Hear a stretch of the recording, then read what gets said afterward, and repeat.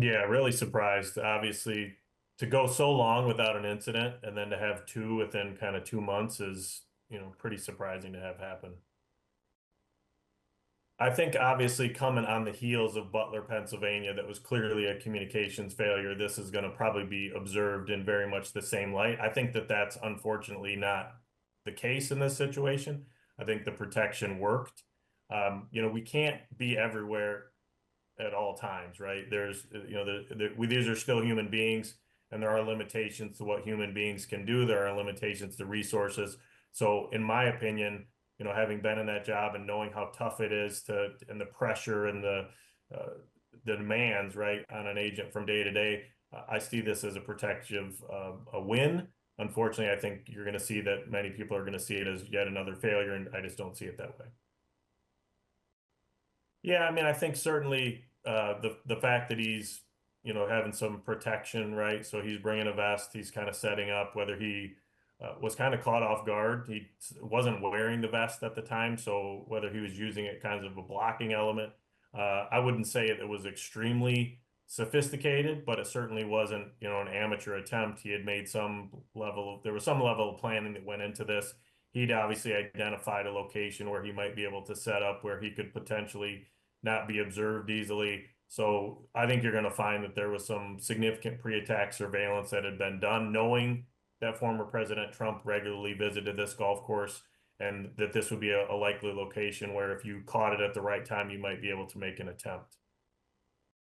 I think obviously on a golf course, it's probably fairly flat, right? Especially the golf courses in Florida tend to not be as hilly. There may be some trees and some other, coverage. He was also on a chain link fence, which would give you kind of some ability to stabilize a weapon if you're actually using the chain link fence as kind of almost a benched position. So with a scope, if he's trained to shoot, that's not, it's a difficult job, but certainly not impossible. I think what they're trying to do in some of these situations is limit the impact on the surrounding areas. So if you see where this course is at, it's kind of along two different, main streets. So certainly the president doesn't want to close off streets so that he can play golf. So I think the Secret Service and local law enforcement is trying to do the best they can to kind of keep that bubble as small as possible to allow them to do what they need to do, but also to limit the impact that it's going to have on the surrounding areas as well.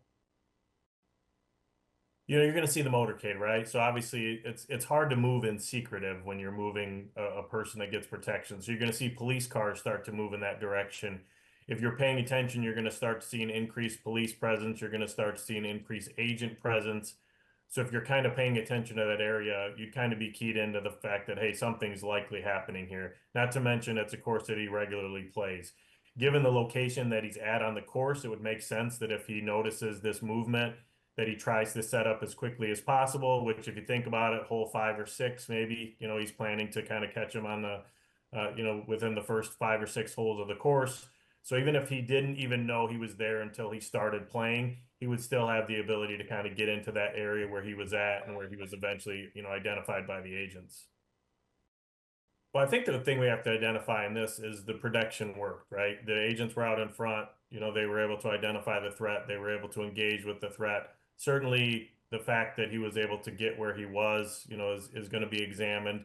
I know that the Secret Service is trying to, increase the number of resources, not only human resources, but also technology resources to really leverage everything that's available to be able to increase their ability to protect by really creating force multipliers, right? You can only hire so many people and get them trained, and there's only so many people that are qualified to be Secret Service agents because of background and because of, the ability to qualify for that position. So to try to do more with less, I know that they're trying to bring in, some retired agents to supplement what they kind of have as existing, current agents. So I think since Butler, Pennsylvania, the Secret Service has really tried to increase the level of protection. I believe today they mentioned that they may had doubled the number of agents that they would typically have maybe a year or two ago. So they're certainly increasing the protective tempo. It's just a matter of you can't eliminate all threats. That's just the reality of the world that we live in.